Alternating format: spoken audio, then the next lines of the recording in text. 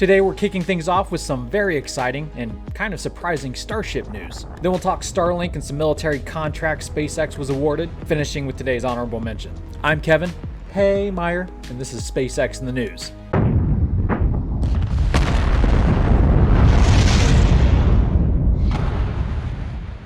Now that Starship SN5 has done its thing, hopping to 150 meters and back, its future remains uncertain. When asked if it will ever fly again, Elon wrote he's not sure yet, but hopefully. We'll need leg and other repairs. SN6 will probably fly first. They are aiming to make flight simple and easy, many per day. Hey, I'm cool with that. And I guess what I found so surprising, although maybe I shouldn't have been surprised, was the speed at which SpaceX moved on. Within a week, repairs were made on the launch stand and SN5 was hauled off back to the construction yard from which it came. Then just hours later, SN6 was taken out of the mid-bay, Elon snapping a picture of the exchange and informing us those heat shield tiles are only different in how they are mounted. Need more tiles to see how they hold up with cryo shrinkage, pressure expansion, and body bending. SpaceX has also begun using recently delivered robots to place those heat shield tiles on steel sections. But anyway, then SN6 said smell ya later to the methane-laden stench of SN5 and moved down Highway 4 to the launch site. The following day, which was Wednesday, it was lifted and placed onto the test stand. It's safe to assume it will repeat everything SN5 did, only this time it hopefully won't take weeks to static fire the thing. We do have current road closures for cryo testing scheduled on Sunday with backup dates following. Meanwhile, SN7.1, the next 304L stainless steel prototank, is finishing up its build. They'll test it on a separate stand so it doesn't necessarily have to wait in line like SN8 does, which by the way will have body flaps and a nose cone. That's still confirmed. RGV aerial photography managed to spot those forward canard fins from a Cessna flyover the other day. Corey on Twitter put together a rendering of what SN8's 20-click flight and fall could look like, with sound effects and all. Very well done. Watch the whole thing using the link in the description below. Starship will look crazy tall with the super heavy booster and fairing at 122 meters tall. Those extra 2 meters account for the booster's fixed legs. The high bay that booster will be built in is still a work in progress, but growing nearer to completion by the day. It looks like they are on the last tier.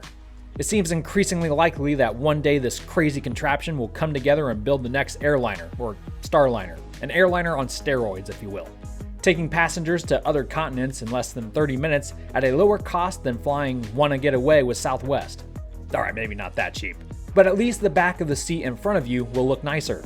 That's because Starship's interior cabin is going to be drawn up by Tesla vehicle designers. This week, Tesla put up a new job posting for a senior vehicle designer position, and in the role description it reads, "This person may also be called upon for other design tasks such as product design, spaceship design, etc. based on your skill set." So unless Tesla is going to start building its own spacecraft, they'll be working with SpaceX. It's called Synergy, of the Elon variety. SpaceX had its own new job posting this week too, for Resort Development Manager. This was an expected move, but it's still exciting to see the ball starting to roll on it. The person who gets the job will devote their time to developing a 21st century spaceport in Boca Chica. It will most likely be used for future space tourists looking to hitch a ride on Starship to the moon or Mars, but most likely will start off as a place to put VIPs while attending launches. Regardless of the outcome, it's going to be a super fun place to be. So last week was a great week for SpaceX. They brought Bob and Doug back home from the space station, they hopped Starship, and they successfully put more Starlink satellites into low Earth orbit. This pleased the boss, and when the boss is pleased, it's Fridays off for everyone. Well, don't get excited, just SpaceX employees only. They were given a quote crew mission holiday for their recent success. But that was last week, and so today is now a work day again. So back to work, people. Those rockets aren't gonna fly themselves. Oh wait. The recent Starlink booster to fly and land for the 5th time has returned to the Cape on the drone ship it rode in on. Looking a little toasty, but you would be a little crispy too if you were a human meteor for a day. Or 5. The new fairings that came with it also arrived in port on Monday with Mystery and Mischief. They were fished out of the ocean after a failed attempt at catching them, but appeared to be in one piece, or 2 separate but whole pieces. You know what I mean. CNBC released an article of last month's conference that SpaceX had with the FCC. Turns out the company is currently churning out 120 Starlink satellites per month, which shames the previous record holder, Iridium, at 6 per month. Granted, they are nearly 3 times the mass of Starlink satellites, but it's still not even close. So SpaceX has the satellites, but a bottleneck exists when it comes to launching them into space. which is why SpaceX can't wait to start putting them inside of Starship, where they will be able to fit 400 at a time as opposed to 60. And that, ladies and gentlemen, is how you get to a 40,000 satellite constellation. Elon also told the FCC that they have invested over $70 million developing and producing thousands of consumer user terminals per month for their Starlink program. The next SpaceX launch is another Starlink rideshare mission, scheduled to fly on August 18th at 10:30 a.m. Eastern. It will take 58 Starlinks to orbit, as well as another 3 SkySat Earth imaging satellites for Planet. It could be SpaceX's record-breaking attempt at flying and recovering a single booster for the 6th time. It should also be noted that the company's first Starlink prototype, 1010B, is no longer with us, burning up in the atmosphere as it re-entered this weekend. 1010A will follow suit soon enough, along with a number of other Starlink satellites that were launched in the very first flock.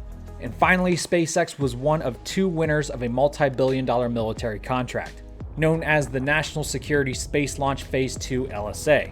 They walked away with funding for 13 to 14 launches over the next 5 years with the military using their Falcon 9 and Falcon Heavy rockets.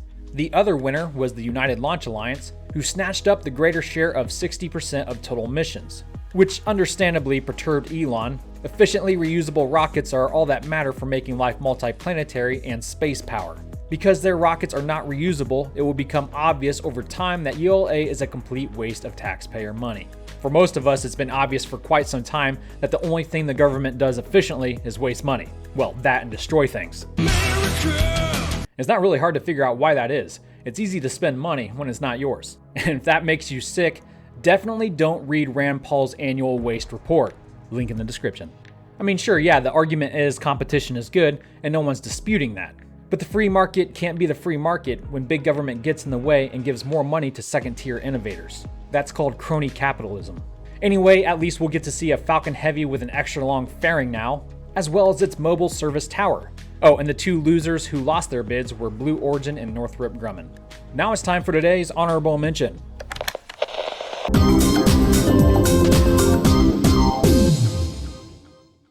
It's time we feature a new type of space vehicle never mentioned on the show before, Dream Chaser, an American reusable spaceplane in development with Sierra Nevada Corporation Space Systems and is intended to be a 7-person vehicle but will first be used for cargo. Meant to deliver people and/or supplies to and from low Earth orbit, it will be launched on top of a ULA Vulcan Centaur rocket and land autonomously on a runway. It can carry about a literal ton of supplies to orbit, but by attaching an expendable cargo module called Shooting Star, it can take an additional 5 tons. The wings for the first official Dream Chaser have been delivered to the Colorado site. It even recently got its name, Tenacity.